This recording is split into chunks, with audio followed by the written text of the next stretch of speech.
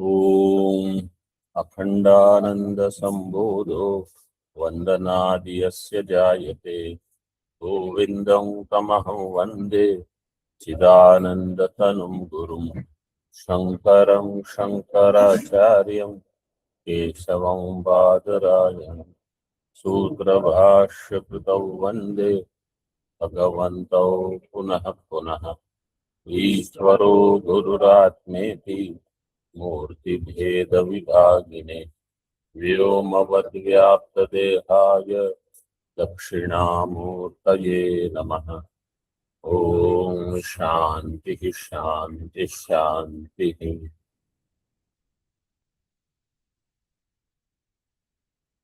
कल का अनुमान, ज्ञानम न अज्ञान नाशकम अज्ञान जन्यत्वात् कर्मवत्। इसका समाधान क्या है?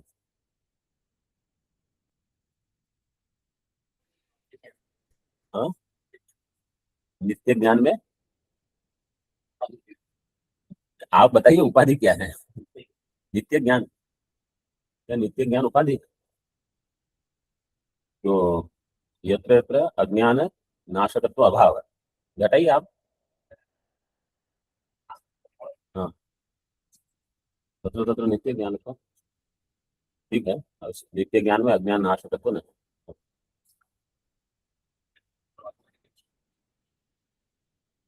यत्र यत्र यत्र अज्ञान जन्यत्व।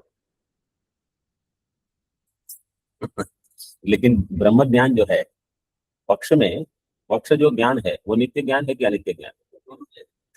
नहीं, वो तो अनित्य ज्ञान लेना। अरे अज्ञान जन्य तो हेतु तो चाहिए ना वहां, पक्ष में हेतु चाहिए। पक्ष है ब्रह्म ज्ञान, ब्रह्म ज्ञान नित्य ज्ञान होगा कि अनित्य ज्ञान होगा? अनित्य होगा, तो ही अज्ञान जन्य।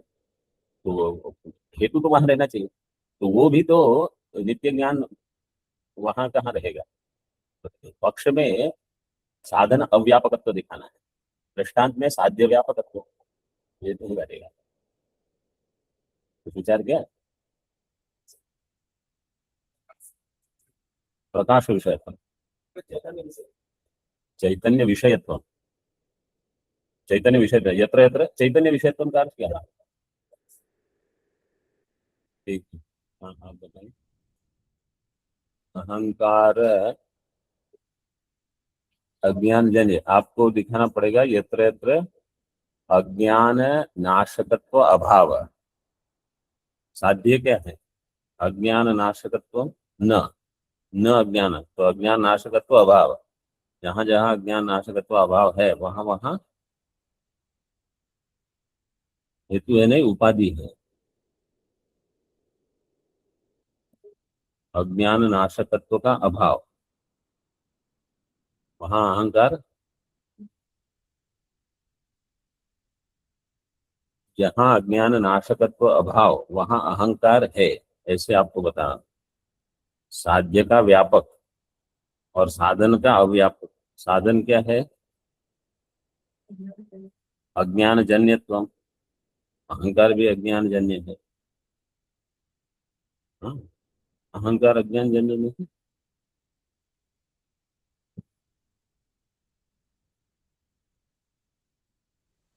नहीं, आप मतलब अनुमान में दोष क्या है पहले ये कहिए।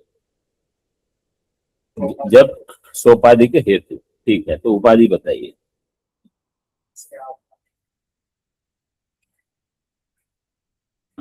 समझो मैं सरल कर देता हूं, यही अनुमान, इसमें हम हेतु जो है अज्ञान जन्यत्व अभी देते हैं, ठीक है। इसके बदले कहेंगे श्रुति प्रतिपाद्यत्व, ठीक है। तो अभी पक्ष क्या हो जाएगा? ब्रह्म ज्ञान, ब्रह्म ज्ञानम न अज्ञान नाशकम श्रुतिजन्यत्वात् कर्मवत्। कर्म श्रुतिजन्य है, अज्ञान का नाशक है नहीं है, तो ब्रह्म ज्ञान श्रुतिजन्य है, अज्ञान का नाशक नहीं होगा। और भी सरल कर दिया, मतलब ये जो आपत्ति है, तो यही तो आपको इतने साल से अध्ययन करने के बाद यही आपको स्वामी जी, अगर आप चित सुखी वगैरह पढ़ोगे तो कहाँ आपको पकड़ में आएगा, या आपको ये करना ही पड़ेगा। नहीं देखिए, अज्ञान क्या, अज्ञान जन्य तो अज्ञान सहचारित्व तो समान ही हो गया।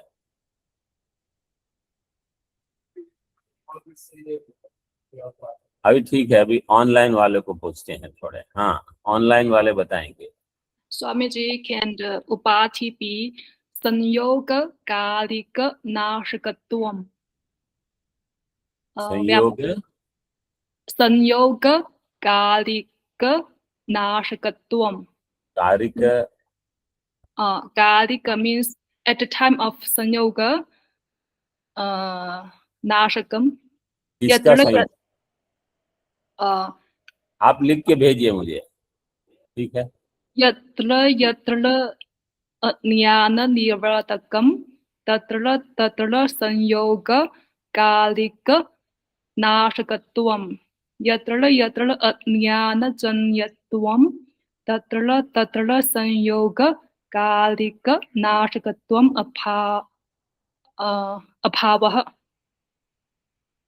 ठीक है, संयोग किसका, लेकिन जो Yeah, two things. Jnana and ajnana, and ajnana and karma. Two groups. नहीं, आप दोनों में संयोग एक ही रखना पड़ेगा। आप पक्ष में घटाते समय और दृष्टांत में घटाते समय संयोग बदल नहीं सकते। No. ज्ञान संयोग कालिक ज्ञान नाशकम अस्ति। आप रुकिए, और कोई? स्वामी जी, प्रवर्तक विषयत्वम। ये उपाधि हो जाएगी। प्रवर्तक विषयत्व, कर्म में प्रवर्तक विषयत्व है, ब्रह्म ज्ञान में प्रवर्तक विषयत्व है नहीं है, बस ये अनुमान पहले हम देख चुके हैं। जो अभी हमने सरल करके बताया, पूर्व पक्ष, ये कोई भी पूर्व पक्ष ये आपत्ति उठाएगा कि आप कहते हो कर्म श्रुति प्रतिपाद्य है, ब्रह्म ज्ञान भी श्रुति प्रतिपाद्य है, लेकिन कर्म अज्ञान का नाशक नहीं है, तो ब्रह्म ज्ञान भी अज्ञान का नाशक नहीं हो, दोनों श्रुति प्रतिपाद्य है। ये शायद अर्थ संग्रह में भी आया है। एक तो ये ले सकते हैं, अथवा अबाध्य विषयत्व, कर्म में बाध्य विषयत्व, कर्म में बाध्य विषयत्व रहेगा, तो यत्र यत्र अज्ञान नाशकत्व अभाव तत्र तत्र बाध्य विषयत्व, ये ठीक है। जो जो जहां जहां अज्ञान नाशकत्व अभाव है, हाँ लिख लीजिए, जहां जहां अज्ञान नाशकत्व का अभाव है वो सब बाध्य विषय है, और ब्रह्म ज्ञान का जो विषय होगा वो अबाध्य होगा, तो साधन का अव्यापक हो जाएगा।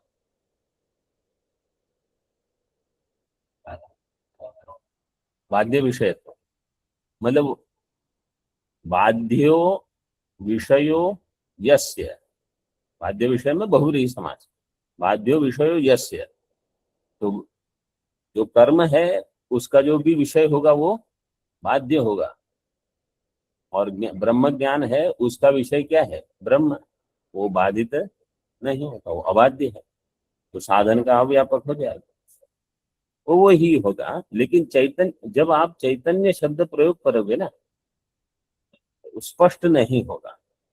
चैतन्य विषयत्व अगर आप कहोगे तो ऐसे ही आपको घटाएंगे तो हो जाएगा। अथवा जैसे इन्होंने कहा प्रवर्तक विषयत्व, प्रवर्तक विषयत्व क्या है, जहां जहां अज्ञान नाशकत्व अभाव है, अज्ञान का नाश करने का सामर्थ्य नहीं है, वो सारे विषय कैसे हैं? प्रवर्तक है, आपको कुछ ना कुछ। हाँ, और ब्रह्म ज्ञान है, प्रवृत्ति का जनक नहीं है, तो प्रवर्तक विषयत्व वहां नहीं रहेगा। इष्ट साधनत्व उपाधि नहीं बन सकती। वो कहेगा हमारा इष्ट ही नहीं है ब्रह्म ज्ञान, तो हम क्या चाहिए, हमको नहीं चाहिए। दूसरे कहेंगे हमारा इष्ट है।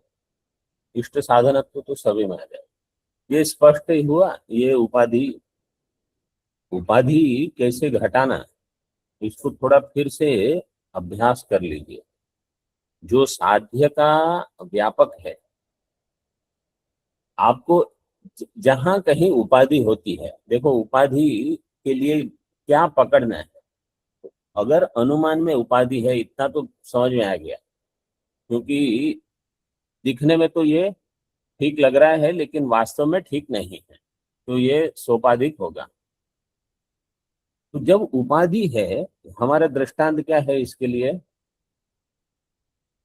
नहीं, इस, हाँ, आर्द्र इंजन संयोग उपाधि वाला, तो वो धूमवान वन्य है। ये दृष्टांत हम देते हैं। पर्वतो धूमवान वन्य है, पर्वतो चाहे जो भी हो। तो यत्र यत्र वन्य तत्र तत्र धूम, ऐसा पूर्व पक्ष कहेगा। जहां जहां वन्य है वहां धूम है।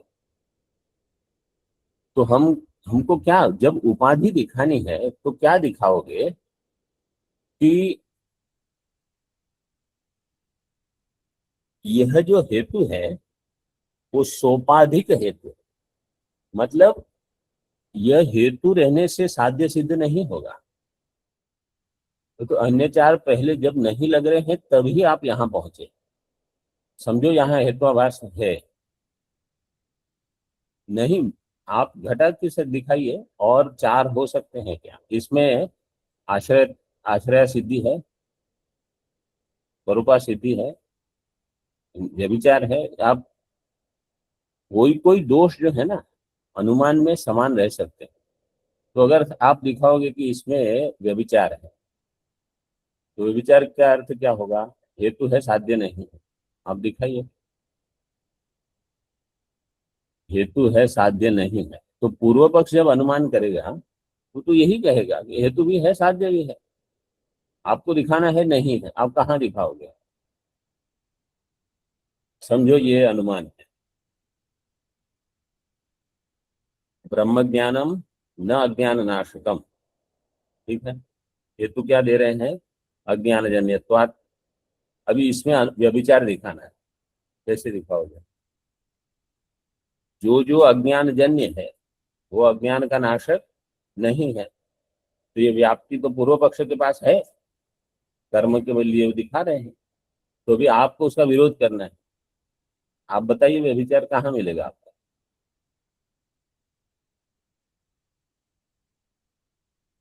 अज्ञान का नाशक ना हो, हाँ, आपको नहीं मिलेगा। ये जैसे जहां ऐसे स्थल होते हैं, आपको अन्य कोई दोष मिले ही नहीं, मिलेगा ही नहीं। हाँ, वो आप कर लो। ये आप भले देख लो कि मैंने कल यही बताया। आप कहो यहाँ व्यभिचार है, देखा, ठीक है, दिखाओ। आश्रय सिद्धि दिखाओ, नहीं मिलेगा आपको। आपको जहां कोई और दोष न मिले और फिर भी आपको लगता है कि ये ठीक तो नहीं है, तो कुछ तो गलत है, तो आप समझ लो वहां उपाधि है।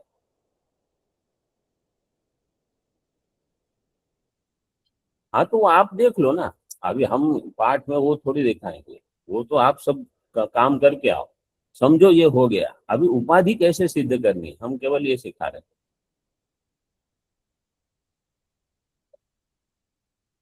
नहीं, वो तो मत। अब हम केवल ये कह रहे हैं कि आप उपाधि अनुमान पहले सब प्रयास कर लो।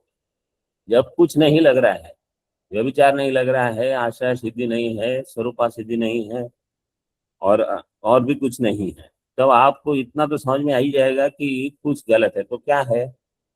हाँ, अब आगे विचार करो। अब बताइए उपाधि कैसे सिद्ध करोगे?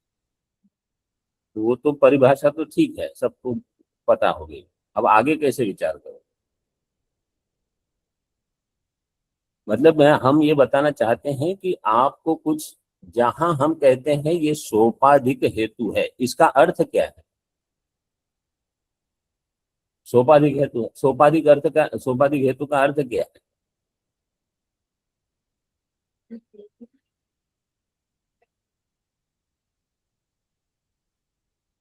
नहीं, साध्य की सिद्धि तो कर रहा है, वो तो ठीक है, वो तो आप जब परिभाषा, केवल इस शब्द, इस इतने का अर्थ मुझे बताइए, सोपाधिक हेतु है, इसका अर्थ क्या है? अरे कुछ यहाँ वहां कुछ मत बोल, आप केवल इतने का अर्थ बताओ, सोपाधिक हेतु का अर्थ क्या है? हेतु उपाधि वाला है, ठीक है, बहुत बढ़िया। हेतु उपाधि वाला है किसके लिए? साध्य की। व्याप्य असिद्धि। नहीं, कुछ यहाँ वहां मत बताइए। अरे वो तो परिभाषा है ही, परिभाषा तो सभी की कंठस्थ है। हाँ, साध्य से बड़ा है, साधन से छोटा है। हाँ, वो तो उसको रखते हैं, अभी पहले इतना ध्यान दीजिए। ये लोग भले तर्क संग्रह पढ़ते हो, लेकिन बहुत सारी चीज उनको स्पष्ट ही नहीं होती, और जीवन भर जहां सोपाधिक हेतु आएगा उसको छोड़ के आगे निकल जाएंगे। सोपाधिक हेतु का अर्थ क्या है कि यहाँ साध्य की सिद्धि जो पूर्व पक्ष बता रहा है वो हर समय नहीं होती, कुछ अन्य निमित्त के होने पर ही ये साध्य की सिद्धि करेगा। कौन? हेतु। सर्वदा ये हेतु साध्य की सिद्धि करने में असमर्थ है, कुछ अन्य निमित्त भी है।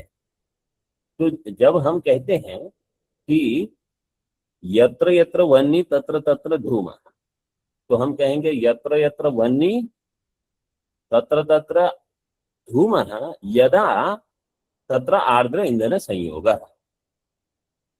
जहां जहां वन्नी है वहां वहां धूम तब होगा जब आर्द्र ईंधन संयोग भी है। तो किसी निमित्त के उपस्थित होने पर ये हेतु साध्य की सिद्धि कर सकता है। ये वाक्य ऐसे बन गया। अभी इतना स्पष्ट हो गया? तो अभी बाकी ये जो घटाना है ना, साध्य व्यापक सती साधना, वो अपने आप घट जाएगा जब आपको ये समझ में आ गया कि ये हेतु साध्य की सिद्धि तभी करेगा जब कोई अन्य निमित्त भी है। तो पूर्व पक्षी ये मान के चलता है कि वो निमित्त हर जगह है, इसलिए वो कहेगा कि हमारी जो व्याप्ति है वो अव्यभिचारी है, क्योंकि सभी जगह होगा। अब आपको दिखाना है कि कहीं एक स्थल है जहां वो निमित्त नहीं, निमित्त नहीं होने से ये हेतु साध्य की सिद्धि नहीं कर पाएगा। जैसे हम कहेंगे अयोगोलक, तो अयोगोलक में वन्नी है, धूम है, धूम नहीं है। धूम क्यों नहीं है? आर्द्र ईंधन संयोग निमित्त वहां उपस्थित नहीं, उस निमित्त को कहा जाता है उपाधि। तो अभी आपको जब अनुमान यहाँ करते हो तो आपको ये दिखाना है कि कोई एक निमित्त है जिसके कारण पूर्व पक्षी की व्याप्ति बन जाती है, लेकिन कहीं वो निमित्त नहीं होने से वो व्याप्ति नहीं बनी। तो जैसे ये प्रवर्तक विषयत्वम, तो वो निमित्त है, वो कर्म के लिए हो जाएगा और ज्ञान के लिए नहीं होगा, बस। नहीं, वो प्रवृत्ति का विषय नहीं बनेगा। जब ज्ञान हो गया, ज्ञान के लिए भले हो, लेकिन ज्ञान होने के बाद प्रवृत्ति कहाँ हो? वहां तो कर्म होने के बाद फल के लिए भी प्रवृत्ति है, यहाँ पूरा हो जाएगा अथवा बाधित हो जाता। तो ऐसे विचार करना है।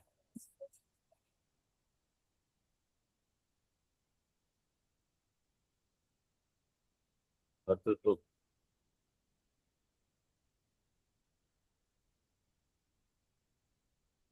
कर्तृत्व भोक्तृत्व,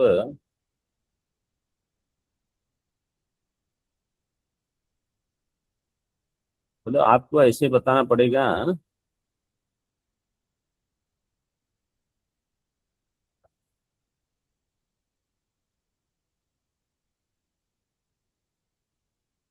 कर्तृत्व हेतु नहीं बनेगा। मतलब हेतु क्या होगा आपका? उपाधि। तो यत्र यत्र अज्ञान नाशकत्व अभाव तत्र तत्र कर्तृत्व साध्य का व्यापक हो गया। और साधन क्या है?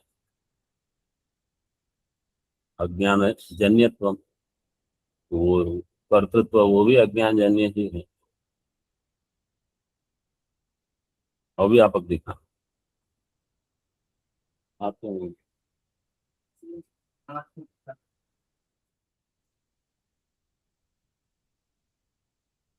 बाह्य फलवत्वम के बदले आप ये कह सकते हो अनात्म फलवत्व। अनात्मा उसका फल है। ठीक है, ऐसे बता सकते हो। जो जो अज्ञान का नाशक नहीं है, अनात्म विषयकत्व, वही हो जाएगा। घूम फिर के आपको इस आपको यही सिद्ध कर आप करोगे कि वो बाधित नहीं होता है, इसलिए कर्म वहां अज्ञान का नाश नहीं करता। वो बाधित हो जाएगा तो फिर नहीं करेगा।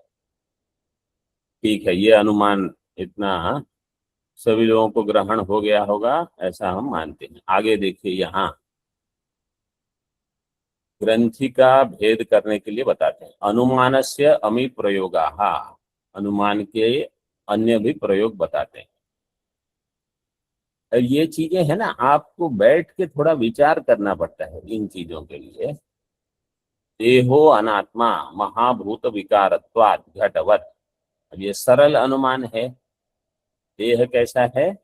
अनात्मा है। मतलब पंच महाभूत पंचकोश को अनात्मा सिद्ध करना है। देह अनात्मा है, क्यों? महाभूत का विकार है, जैसे घट। मनोबुद्धियादि अनात्मा दृश्यत्वात् कुंभवत। मनोबुद्धियादि ये भी अनात्मा है, कुंभवत। इसमें व्याप्ति कैसे होगी? यत्र यत्र दृश्यत्वं तत्र तत्र अनात्मत्वम्। जो दृश्य है वो अनात्मा है, कुंभ में घट जाएगा। तो मनोबुद्धि ये भी दृश्य है। मतलब ये हेतु देह के लिए भी जा सकता है, मनोबुद्धि जागृत प्रपंच सभी के लिए जा सकता है। जागृत प्रपंचो मिथ्या आदिमत्वाद अंतवत्वाच्च। जागृत प्रपंच है, ये कैसा है? मिथ्या है। आदिमत्वात् अंतवत्वाच्च, आदिमान है और अंतवान है। जैसे स्वप्न, स्वप्न का भी आदि और अंत है। तो जो आदावंते च यन् नास्ति वर्तमान भी तथा, तो इसलिए वर्तमान में भी वो नहीं होने से मिथ्या है। इसी प्रकार जागृत प्रपंच भी ऐसा ही। अभी जागृत प्रपंच में आपको दिखाना पड़ेगा ये आदिमत्वात् है और अंतवत्वात् है। ये कैसे घटाओगे? उत्पत्ति नाश है। हाँ, उत्पत्ति और प्रलय, जन्म मरण से थोड़ी प्रपंच नष्ट होता है। प्रपंच की उत्पत्ति होती है और प्रपंच का लय होता है, ये बताना पड़ेगा। वो श्रुति से बताएंगे। समझो मीमांसक होंगे, वो कहेंगे हम जगत की उत्पत्ति ही नहीं मानते, जगत नित्य है। तो कैसे बताओगे? तो फिर आपको ये अनुमान बदलना पड़ेगा। समझो कोई दार्शनिक है, वो कहेंगे आप श्रुति प्रमाण क्या, हम श्रुति को ही नहीं मानते प्रमाण।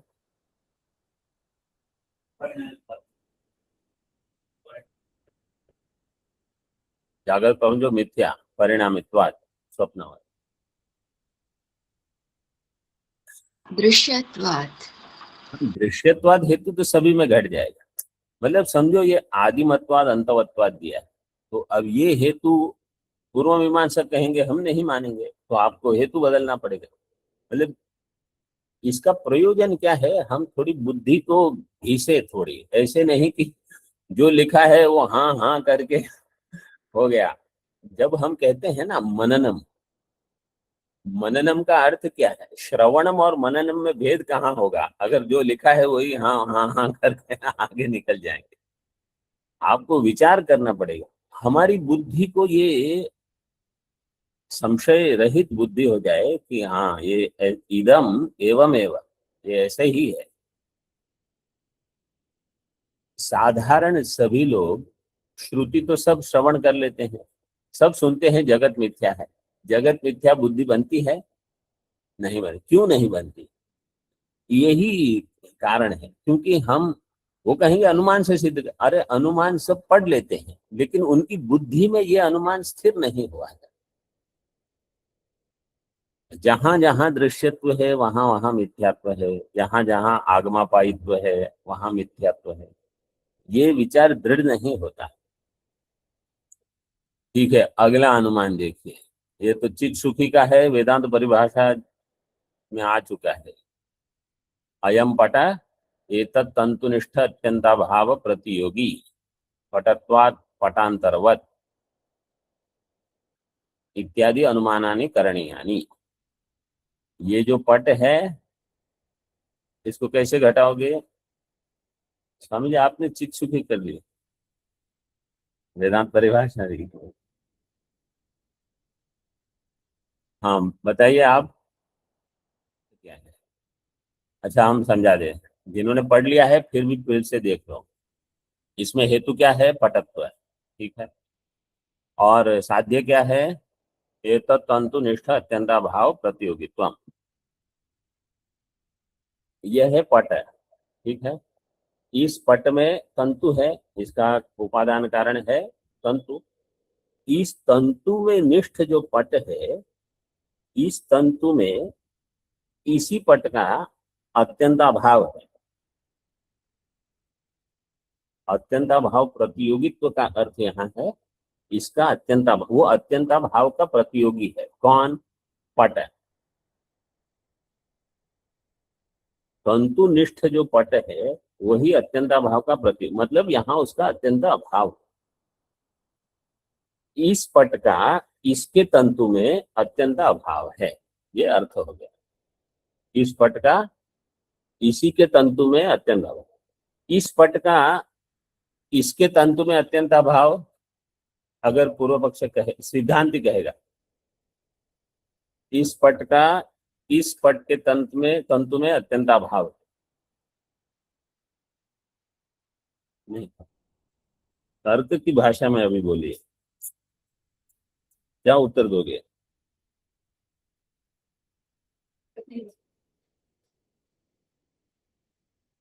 फिर से सुनो। इस पट के तंतु का इस पट का इस तंतु में अत्यंत अभाव है, ये अभी यहाँ प्रतिज्ञा।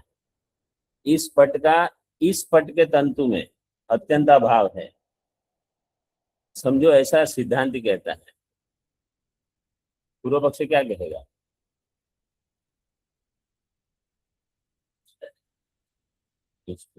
सिद्ध साधनम, सिद्ध साधन, ये सुना है कि नहीं? सिद्ध साधन ये तो सिद्ध ही है, इसमें आप साध्य क्या करोगे? आपको साध्य क्या करना है जो सिद्ध नहीं है? ये तो सिद्ध साधन है। इस तंतु में इस पट का अभाव, ये सिद्ध नहीं करना है, ये सिद्ध साधन। इस तंतु में इस पट का अभाव, ये सिद्ध कर। और पूर्व पक्ष अभी इसमें क्या कहेगा? ये कैसे हो सकता है? क्यों? क्योंकि यहाँ तो पट दिख रहा है। तो सिद्धांत फिर दृष्टांत देना पड़ेगा कि ऐसा हो सकता है। पटांतरवत, जैसे ये पट है, इसमें पटत्व है, पटत्व है। इस पट में इसका अत्यंत अभाव है, तो इसलिए व्याप्ति मिल गई। इस पट में एतत् तंतुनिष्ठ अत्यंत अभाव प्रतियोगित्व मिल जाएगा। तो इसी प्रकार यह पट भी इस तंतु में अत्यंताभाव का प्रतियोगी। तो ये अनुमान करके क्या आप सिद्ध कर सकते हो? ये सिद्ध कर सकते हो कि अगर इस तंतु में इस पट का अभाव है, मतलब ये पट मिथ्या है। तंतु में पट का अभाव है तो वो मिथ्या हो गया। जैसे हम कहते हैं मृत्तिका में घट का अभाव है इसलिए वो वाचारंभण है, ये वही हो गया। क्यों? वास्तव में यही जो दृष्टांत है वो बहुत, ये हमारा प्रबल पक्ष है, मतलब प्रबल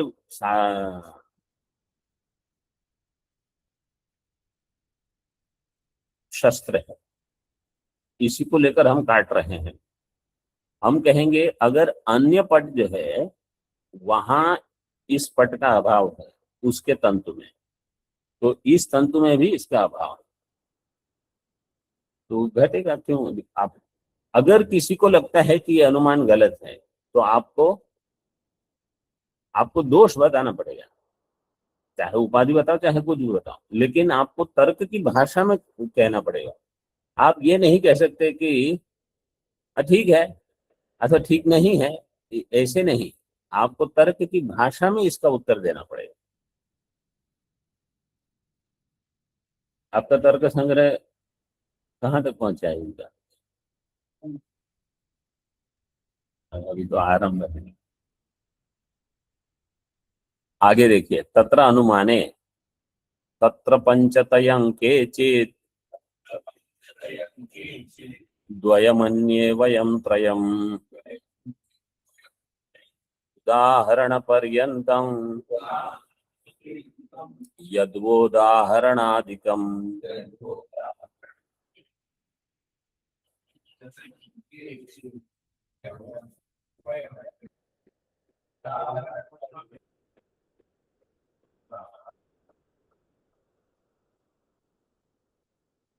तत्र केचित् पंचतयम। अब ये पंक्ति क्यों आई है वो आप अगर बता सकते हो तो बहुत बढ़िया है।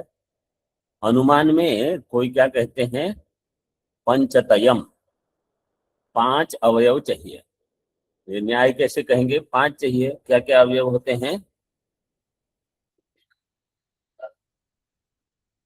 प्रतिज्ञा, हेतु, उदाहरण, उपनय, निगमन। ये न्याय कहेगा। केचित् द्वयम, ये बौद्ध क्या कहते हैं, 2 ही चाहिए, 2 से हम अनुमान कर सकते हैं, 5 की आवश्यकता नहीं। अन्ये, ये द्वयम अन्ये, वयम त्रयम, वयम ये मीमांसक कहते हैं। भट्ट, ये श्लोक जो है ये भाट्ट का है, कुमारिल भट्ट।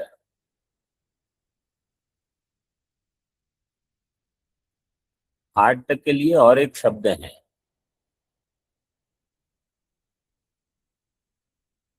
तौतातिका, तौतातिक, ऐसा शब्द, ऐसा कुछ होगा।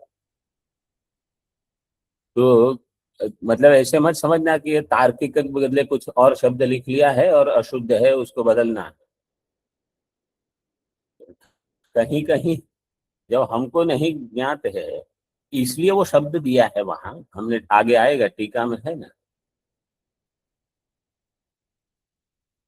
नहीं उसके पहले। हाँ हाँ, ऐसे कुछ कुछ नाम से प्रयोग कर। और तो भाट्ट जो जैसे हम भी उसको स्वीकार करते हैं, वेदांती भी कहेंगे, हम भी 3 मानते हैं। क्या क्या 3? उदाहरण पर्यंतम, यद्वा उदाहरण आदिकम। या तो प्रतिज्ञा, हेतु दृष्टांत, अथवा दृष्टांत उपनय निगमन, ऐसे। अब ये श्लोक यहाँ क्यों दिया? इसकी प्रथम पंक्ति पढ़िए इस टीका की। तस्माद युक्त्या, आगे अवयव त्रयेण, वो 3 अवयव जो बताए हैं, तो अवयव 3 चाहिए। वो कैसे आप बताते हो? क्योंकि ये श्लोक है इसलिए। वेदांती 3 अवयव की मांग करता है, बिना 3 के अनुमान नहीं होगा, कम से कम 3। तो उस इसके लिए ये पंक्ति श्लोक आया है। आगे देखिए, तो ये मैं मान के चलता हूं कि स्पष्ट है। एक पहले तो अनुमान स्पष्ट हो जाए, दूसरा ये अनुमान बुद्धि में घूमता रहे बार बार। ये देह है, ये अनात्मा है, ये महाभूत का विकार है, ये दृश्य है, ये आदि अंत वाला है। इसी प्रकार ये हमारा अहम है, ये भी महाभूत का विकार है, ये दृश्य है, ये आदि अंत वाला है, ये भी मिथ्या है। तो जितना हम ये सोच पाए, आप समझ लो उतने आप स्थित प्रज्ञ हो जाओगे, क्योंकि आपकी प्रज्ञा फिर विचलित कम होगी। जितना जगत मिथ्या आपके लिए सिद्ध है, आपकी प्रज्ञा स्थिर रहेगी। जितना जगत सत्य है, प्रज्ञा जगत में कुछ यहां से वहां हुआ, आपकी प्रज्ञा खिड़की के बाहर आएगा। अंतःकरण का भी आदि है। उत्पत्ति के समय अंतःकरण की उत्पत्ति होगी, प्रलय के समय इसका लय हो जाएगा। ऐसे आत्मानात्म विवेकार्थम विवादोऽयं निरूप्यते येनात्मानात्मनोस्तत्त्वं विविक्तं प्रस्फुटायते।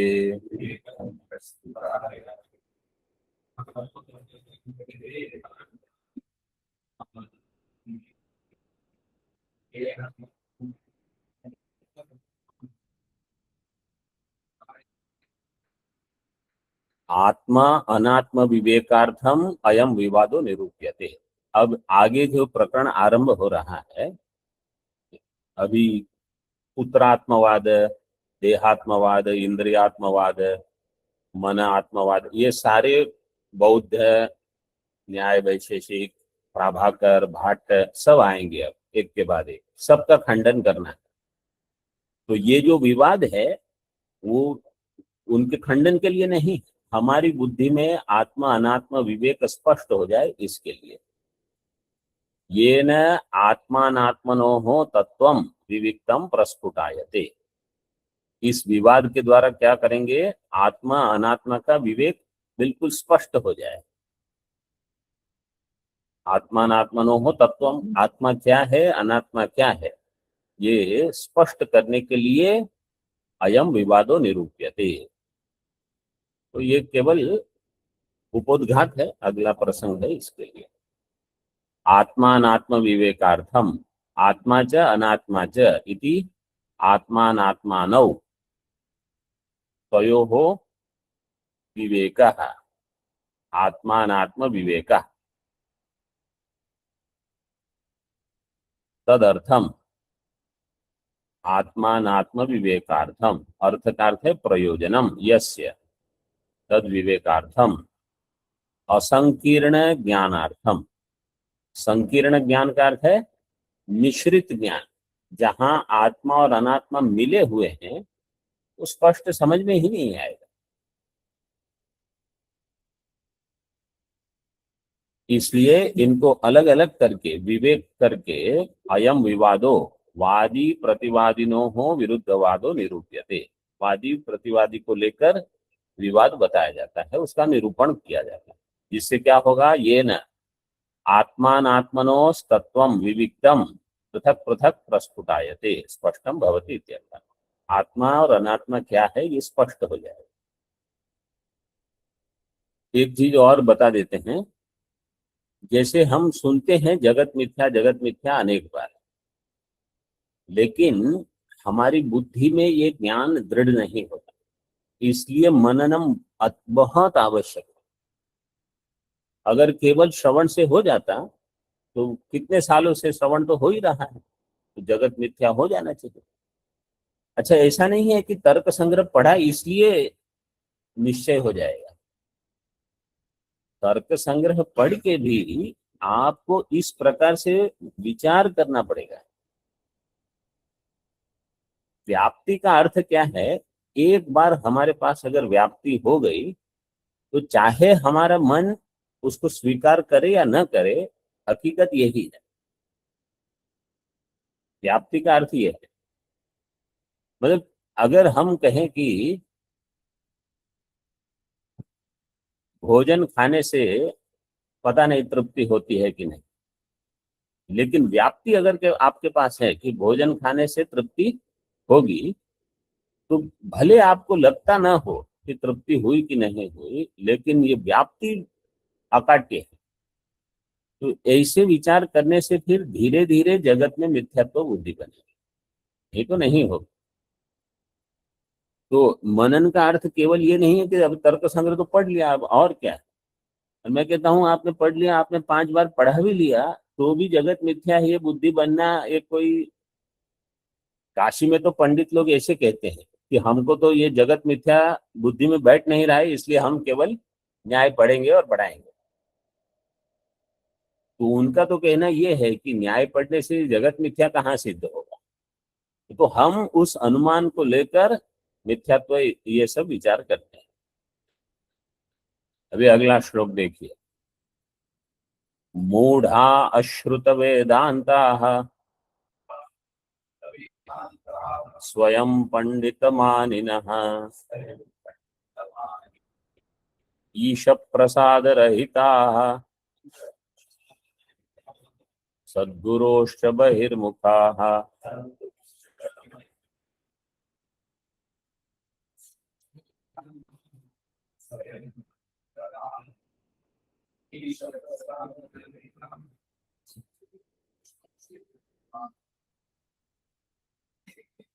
मूढ़ाः आगे और एक विवदन्ति प्रकारं तम् शृणु वक्ष्यामि सादरम्। विवदन् विवदन्ति प्रकारं तम् शृणु। शृणु का, शृणु को क्या कहोगे? सुनो, सुनो। हाँ, मतलब हिंदी में कहेंगे सुनो, सुनिए, ठीक है।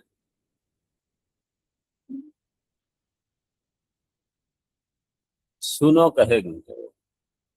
मूढ़ाहा कौन है? ये जिनको ज्ञान नहीं हो रहा है। मूढ़ाहा के मूढ़ाहा अश्रुत वेदांत एक, स्वयं पंडित मानिना, जिन्होंने श्रुतम वेदांत और श्रुतो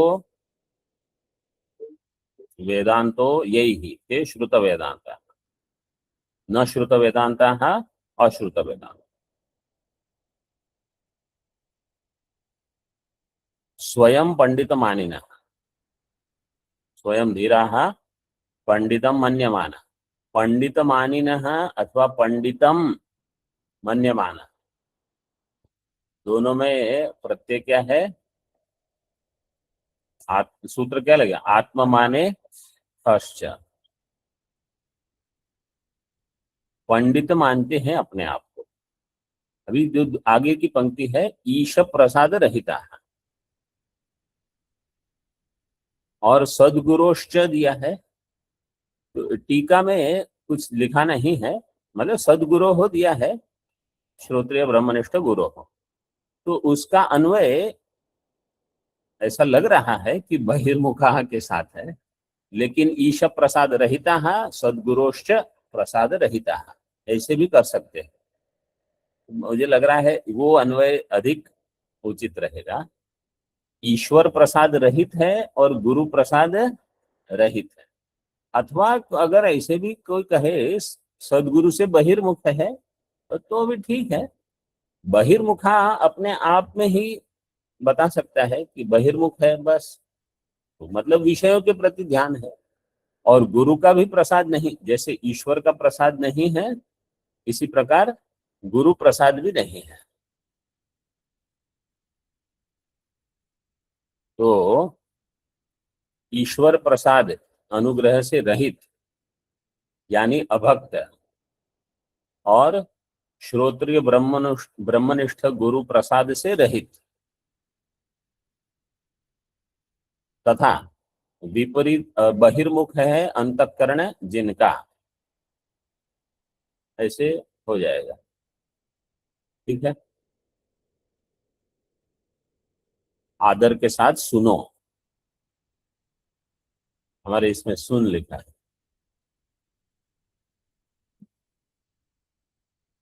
तो सदगुरु प्रसाद रहित का अर्थ क्या है? ऐसा नहीं है कि सदगुरु किसी को प्रसाद नहीं देते, या तो उनको सदगुरु प्राप्त ही नहीं हुए, ऐसा हो सकता है। मतलब कहीं घूम रहे हैं, अभी ढूंढ रहे हैं, अथवा सदगुरु गुरु का प्रसाद नहीं होना मतलब सदगुरु में दोष दिखते हैं। वो अध्ययन करते समय ये बुद्धि नहीं है आदर इत्यादि, बल्कि ऐसा है कि क्या ये इनको पढ़ाना नहीं आता, अच्छा ठीक है आप गुरु बन जाओ। जब ऐसा क्या होता है, जब आप शिष्य हो और गुरु की निंदा करते हो, तो आप गुरु बनोगे तो क्या होगा? वो आपके शिष्य आपके जैसे ही होंगे, फिर वो भी आपकी निंदा करेंगे। तो और अगर आपकी ये बुद्धि है कि ये तो ब्रह्मनिष्ठ नहीं है, तो आपके शिष्य आपके बारे में क्या सोचेंगे? ये तो ब्रह्मनिष्ठ नहीं है, वो तो एवं परंपरा प्राप्तम, वैसे ही चलता रहेगा। तो ये सदगुरु का प्रसाद का अर्थ है कि सदगुरु का प्रसाद हम देखने में असमर्थ हैं, अथवा कहीं आपने उनकी निंदा कर ली, तो जो ज्ञान हो रहा है वहां, अभी आप वहां बैठ के क्या सुनोगे? फिर निंदा ही देखते रहोगे, यहाँ ये गलत है, वो गलत है, वो आप सुनोगे क्या? और बहिर्मुख का अर्थ है विषय अभिमुख है। तो ये सारे, ये अन्य अन्य दार्शनिक के लिए हैं ये सब मुख्य, ये जो पुत्रात्मवाद से लेकर इनका विवदंती, ये विवाद करते हैं। तम प्रकारम अहम वक्ष्यामि सादरम शृणु। ओम पूर्णमदः पूर्णमिदं पूर्णात् पूर्णमुदच्यते पूर्णमादाय पूर्णमेवावशिष्यते। ओम शांति शांति शांति। शंकरं शंकराचार्यं केशवं बादरायणं सूत्रभाष्यकृतौ वन्दे भगवन्तौ पुनः पुनः। गुरुरात्मेति मूर्तिभेदविभागिने व्योमवद्व्याप्तदेहाय दक्षिणामूर्तये नमः। ओम शांति शांति।